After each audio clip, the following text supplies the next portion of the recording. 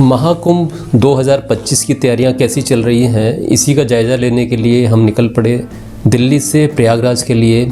और ये देखने के लिए हमने सफ़र तय किया रोड से और हम निकल पड़े दिल्ली से। और हमारी जो बस थी वो अभी थोड़ी देर के लिए रुकी हुई है कौशाम्बी में, तो थोड़ा सा हॉल्ट किया बस ने।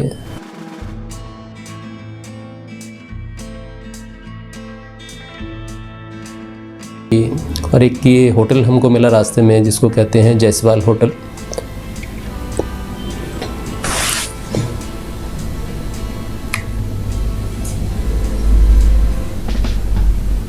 इस बस से हम सफ़र तय कर रहे थे, उस बस का एक नज़ारा अंदर का मैं आपको दिखाना चाहूँगा कि अंदर से किस तरीके से ये जो डिलक्स बसेस होती हैं इनको किस तरीके से डिज़ाइन किया जाता है। तो ये अंदर का नज़ारा है दोस्तों, आप देख सकते हैं कितनी कंजेस्टेड सीटिंग प्लान की हुई है इन्होंने। Ground floor, first floor, second floor बस के अंदर का। चलिए खैर एनीवेज, बस का सफ़र का आनंद लेते हुए हम निकल पड़े और हम पहुंच गए प्रयागराज। प्रयागराज में पहुंचने के बाद हमने किया ई रिक्शा और हमने उसको बोला कि हमको दर्शन करने के लिए जाना है। महाकुंभ की तैयारियां कैसी हो रही हैं इसको हमको देखना चाहते हैं। और ये जो प्रयागराज शहर है इसका नज़ारा आप देख सकते हैं, दोनों तरफ पुराना शहर है, काफ़ी आई थिंक कि काफ़ी वर्षों से बहुत पुराना शहर है ये। चारों तरफ भीड़ का नज़ारा आप देख सकते हैं।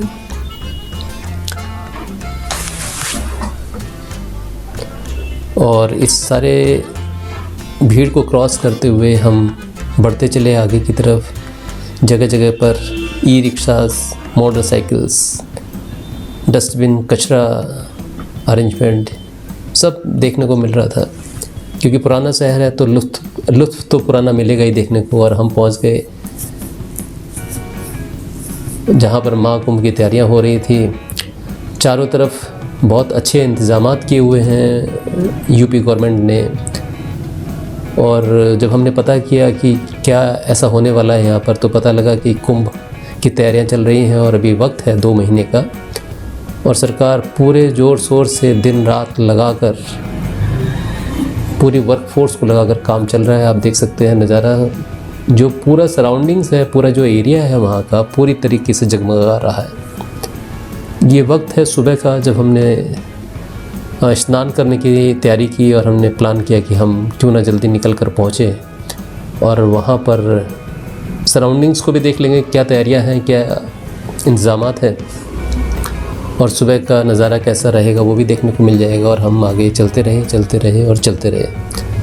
चलते चलते हमने एंटर किया उस एरिया में और हम पहुँच गए फोर्ट के नज़दीक, जो कि एक स्टार्टिंग पॉइंट है जहाँ से हमको अगर संगम पर स्नान करने के लिए जाना है, जिसको हम त्रिवेणी भी बोलते हैं।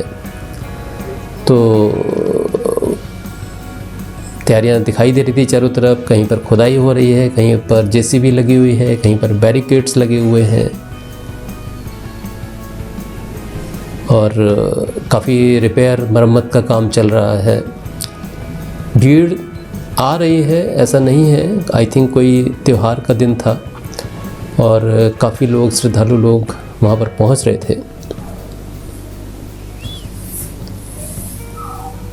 तो ये एक श्रद्धा का ये विषय है कि हम जब किसी की मान्यता मानते हैं, किसी में मान्यता होती है हमारी, तो वो सामने नज़र आ जाती है कि लोग पता नहीं कहाँ से वहाँ पर दर्शन के लिए पहुँच रहे होते हैं।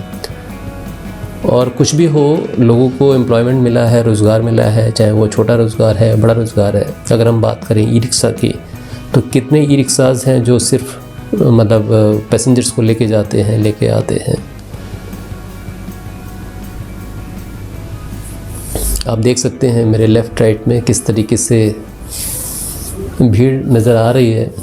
उसके बाद सबसे इम्पॉर्टेंट चीज़ होती है, जब हम वहाँ पर पहुँच जाते हैं तब हमको अगर नाव लेनी है संगम पर जाने के लिए, स्नान करने के लिए, तो वहाँ पर हमको निगोशिएट करना पड़ता है जो नाव को लेके जाने वाला होता है। और क्योंकि वहाँ पर एजेंट्स काफ़ी होते हैं, काफ़ी टाउट्स भी होते हैं जो आपको निगोशिएट कराएंगे, आपको कुछ भी चार्जेस बताएंगे उसके लिए। तो हमारे पास भी कोई ऑप्शन नहीं था, तो हमने भी बात की, कई लोगों से पता किया कि क्या चार्जेस होंगे, और फाइनली हमने हर एक पॉइंट पर जाकर चेक किया कि हो सकता है कि इस पॉइंट पर ये चार्जेस बताए जा रहे हैं, तो कहीं दूसरी जगह जाकर चेक करते हैं, क्योंकि एज सच कोई सेंट्रलाइज पॉइंट नहीं दिखाई दिया जहाँ पर आप जाइए और फिक्स रेट गवर्नमेंट ने फिक्स किए हो कि इतना पैसा आपको देना है, इतनी फ़ीस आपको देनी है, और नाव वाला आपको लेके जाएगा, इतना टाइम लगाएगा और आपको लेके जाएगा और वापस लेकर आएगा। एज सच नज़र कहीं नहीं आया। प्राइवेट नाविक हैं वहाँ पर, सेलर्स जिनको हम कहते हैं, तो ये लोग ले जाते हैं वहाँ पर, दर्शन कराते हैं, पूजा कराते हैं और वापस लेके आते हैं।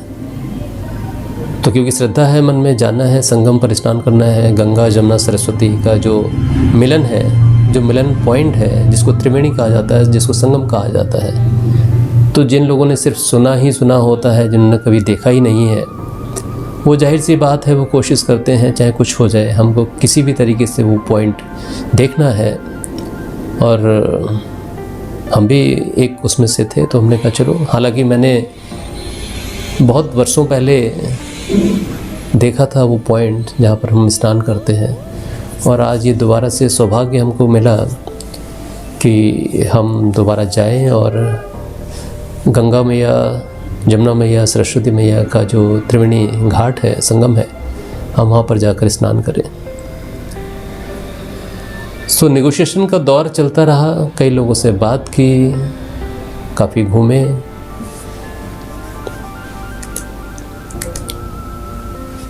और लोगों के बारे में सुना भी, लोग किस तरीके से नेगोशिएट कर रहे हैं, क्या बात करते हैं, कितने ग्रुप्स को लेकर जाते हैं ये नाविक।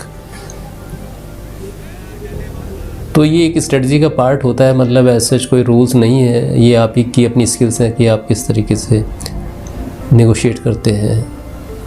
तो फाइनली हमने नेगोशिएट करके एक नाव को बुक किया और हम उसमें सवार हो चले। सामने का बड़ा ही मनोरम दृश्य देखने को मिलता है। कुछ अजीब से पक्षी हैं यहाँ पर जमुना जी के अंदर। नाव वाले ने हमें बताया है कि ये जो है एक पर्टिकुलर सीज़न के अंदर यहाँ पर आ जाते हैं, और उसके बाद जब गर्मी का मौसम होता है तब ये यहाँ से चले जाते हैं।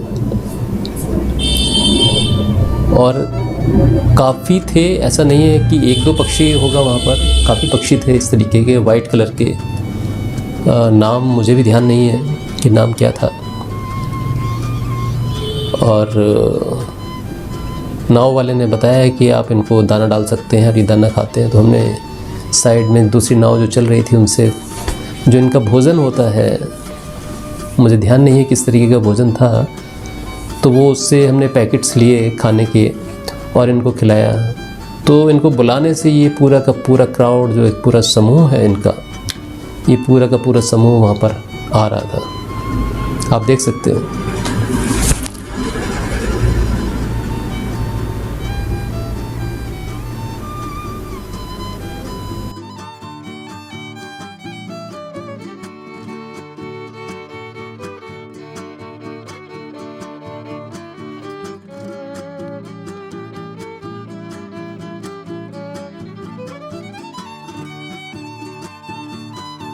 एक सबसे अच्छी बात देखने को ये मिली कि जो हमको नाव में ले जा रहे थे, आई थिंक ये पिता और पुत्र ही थे, और ये हमको कहानी सुना रहे थे वहाँ के बारे में, संगम के बारे में, त्रिवेणी के बारे में और वहाँ के इंतज़ामात के बारे में।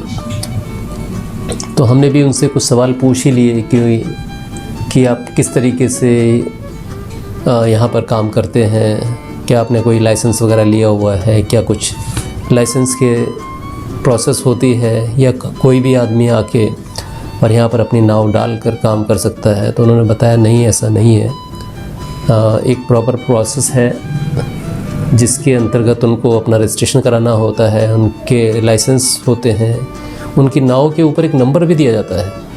उन्होंने हमें वो नंबर भी दिखाया है कि ऐसा नहीं है साहब, प्रॉपर एक नंबर होता है हमारी नाव का, और हमारे सारे रिकॉर्ड्स होते हैं कि कौन नाविक है जो यहाँ पर काम करता है।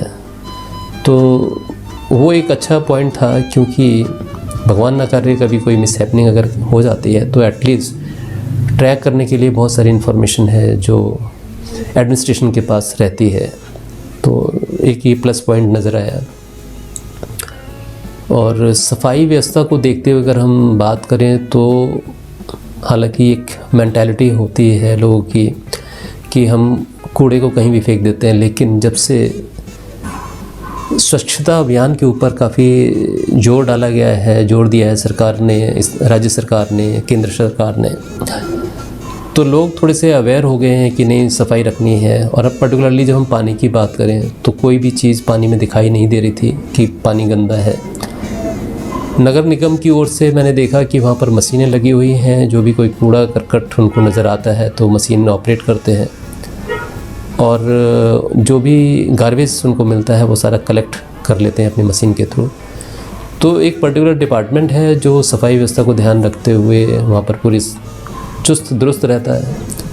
और हम इसी तरीके से आगे पहुँच गए जहाँ पर वो पॉइंट था संगम का। पूजा की हमने, और फिर हमको नाविक ने बताया कि ये त्रिवेणी का वो संगम वाला पॉइंट है जहाँ पर हमें स्नान करना है।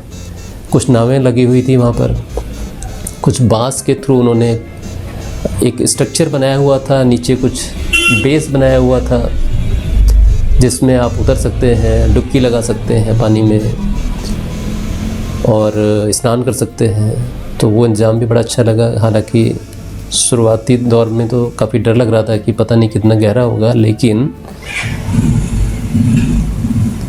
जब पानी में उतरे, पानी में स्नान किया, तो सबसे अच्छी बात ये थी कि जो पानी था नदी के अंदर वो गर्म पानी था, जो कि अगर हम कल्पना भी नहीं कर सकते कि पानी गर्म हो सकता है क्या, लेकिन छू के देखा तो गर्म पानी था। तो नहाने में बड़ा अच्छा आनंद आया। तो हमने डुबकी लगाई संगम में, और महाकुंभ के आने से पहले ही हमने डुबकी लगा के दर्शन किए, बड़े आराम से, बड़े अच्छे से सूर्य भगवान को नमस्कार किया, पूजा की। दूध हमको दिया गया वहाँ पर समर्पित करने के लिए, सूर्य को चढ़ाने के लिए, वो हमने दिए। नारियल्स आप देखते हैं जाल पड़ा हुआ है, कितने सारे नारियल्स हैं। तो ये सब जो श्रद्धालु होते हैं वहाँ पर पूजा करते हैं, वो छोड़ते हैं ये सारे, वहीं पर उनको होल्ड कर लेते हैं दोबारा पूजा करने के लिए।